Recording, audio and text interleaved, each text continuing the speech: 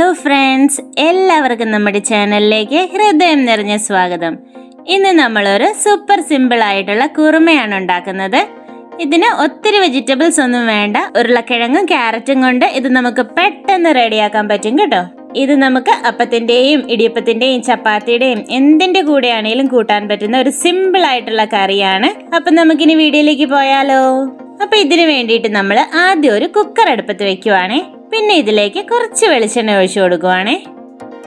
ഇനി നമ്മൾ 4 ഏലക്ക, 3 ഗ്രാമ്പു, 2 കഷ്ണം പട്ട, 1/2 ടീസ്പൂൺ പെരിഞ്ജീരകം ഇത്രയും ചേർക്കുവാണേ. പിന്നെ ഒരു സവോള കനം കുറച്ച് അരിഞ്ഞത്, ഒരു ചെറിയ കഷ്ണം ഇഞ്ചി ചതച്ചതാണേ. പിന്നെ 4 പച്ചമുളക് കീറിയത്, 2 നുള്ളു മഞ്ഞൾപ്പൊടി ഇത്രയും ഇട്ടിട്ട് ഒന്ന് ചെറുതായിട്ട് ഇളക്കി കൊടുക്കുവാണേ. സബോള നമ്മൾ വഴറ്റൊന്നും വേണ്ട കേട്ടോ, ഒന്ന് മിക്സ് ചെയ്തെടുത്താൽ മാത്രം മതിയേ.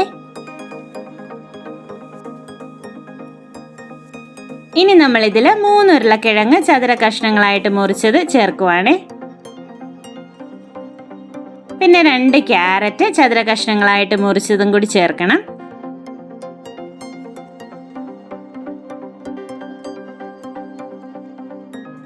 പിന്നെ ആവശ്യത്തിന് ഉപ്പിട്ട് കൊടുക്കാം. ഇനി കുറച്ച് വെള്ളം ഒഴിച്ചിട്ട് ഒന്ന് മിക്സ് ചെയ്യാം.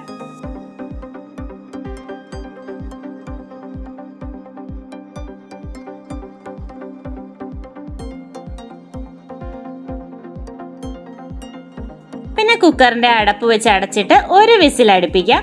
ഒറ്റ വിസിൽ മതി കേട്ടോ, അല്ലെങ്കിൽ ഒത്തിരി ഇത് വെന്ത് കുഴഞ്ഞു പോകും. അപ്പൊ വിസിൽ വന്ന് എയറൊക്കെ പോയി കഴിയുമ്പോഴത്തേക്കും നമ്മൾ കുക്കർ ഒന്ന് തുറക്കുവാണേ. ഇപ്പൊ വെള്ളം അധികം ഉണ്ടെങ്കിൽ ഒന്ന് ഹൈ ഫ്ലെയിമിലേക്ക് വെച്ച് ഇച്ചിരി വെള്ളം വറ്റിച്ചെടുക്കാം. വെള്ളം വറ്റി കഴിയുമ്പോൾ നമ്മൾ ലോ ഫ്ലെയിമിലേക്ക് വെച്ചിട്ട് 1 ഗ്ലാസ് കട്ടിയായിട്ടുള്ള തേങ്ങാപ്പാൽ ചേർക്കുവാണേ. ഇനി തേങ്ങാപ്പാൽ ചൂടാകുന്നത് വരെ നമുക്കൊന്ന് ഇളക്കിക്കൊണ്ടിരിക്കാം. കറി തിളയ്ക്കാതെ ഒന്ന് പ്രത്യേകം ശ്രദ്ധിച്ചേക്കണേ. ചൂടായി കഴിയുമ്പോൾ കറി നമുക്ക് അടുപ്പത്തുനിന്ന് മാറ്റാവേ.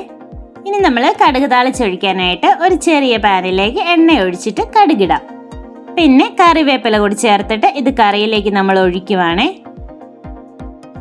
ഇനി ഇത് നന്നായിട്ടൊന്ന് മിക്സ് ചെയ്യാവേ. അപ്പൊ നമ്മുടെ സൂപ്പർ സിമ്പിൾ ആയിട്ടുള്ള കുറുമ റെഡിയായി കഴിഞ്ഞിട്ടുണ്ട്. വളരെ സിമ്പിൾ ആയിട്ട് പെട്ടെന്ന് നമുക്ക് റെഡിയാക്കാൻ പറ്റുന്നതല്ലേ.